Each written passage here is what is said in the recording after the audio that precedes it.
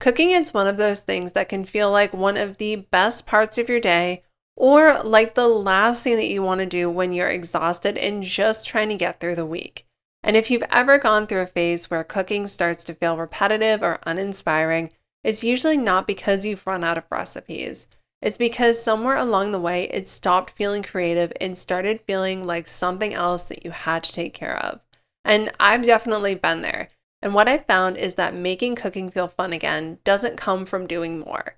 It comes from making a few small shifts that bring a little more curiosity and creativity back into the kitchen.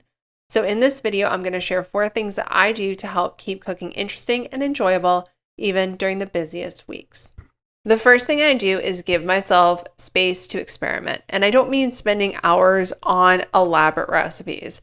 I mean choosing one meal during the week where I'm not trying to be efficient. Maybe I try a new ingredient, maybe I tweak something I already make all the time, or maybe I throw a few things together and just see how it turns out.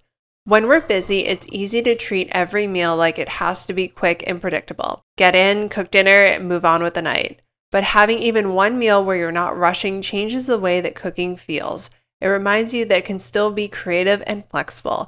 And sometimes those small experiments turn into recipes you end up coming back to all of the time. The second thing I do is plan around one ingredient that interests me. Instead of asking what meals I should make this week, I start with something much simpler. What ingredient sounds interesting right now? It could be something that I haven't used in a while, something I spotted at the grocery store, or just something I already have that I want to use in a different way. That one ingredient becomes the starting point for a few meals. It gives the week some direction without turning meal planning into a bigger project.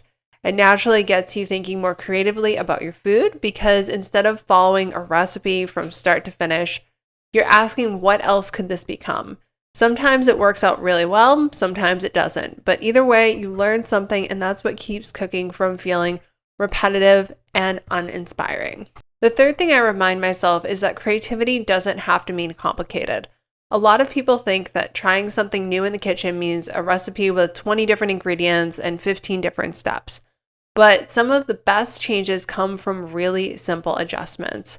Swap the base of a dish, use a different sauce, add one new ingredient, take something you already love and shift it in a slightly different direction. Cooking creatively doesn't have to take more time, and during a busy week, the simpler the change, the easier it is to actually follow through on.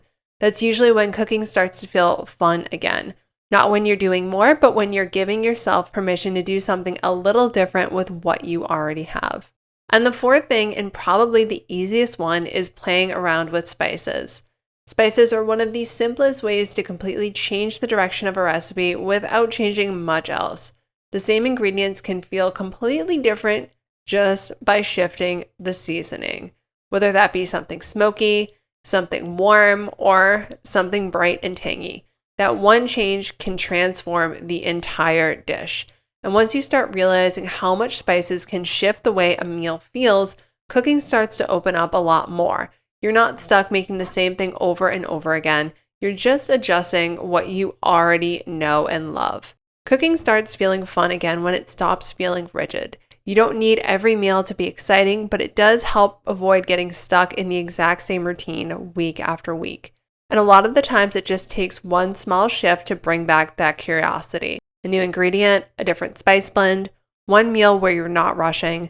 These things sound small, but they make a bigger difference than you'd expect. And the more you practice it, the more natural it starts to feel until eventually it's just the way you cook. If you enjoyed this video, feel free to give it a thumbs up and subscribe so you get notified whenever I put out a new video like this. And if you want cooking to feel easier, simpler, and actually fun again, you can join me inside the Simple Plant Pantry. You'll get exclusive recipes, tips, and early access to videos, all designed to help you transform your weeknight meals effortlessly. You can find a link in the description and in the comments below. Thanks so much for watching, and I'll see you in the next one.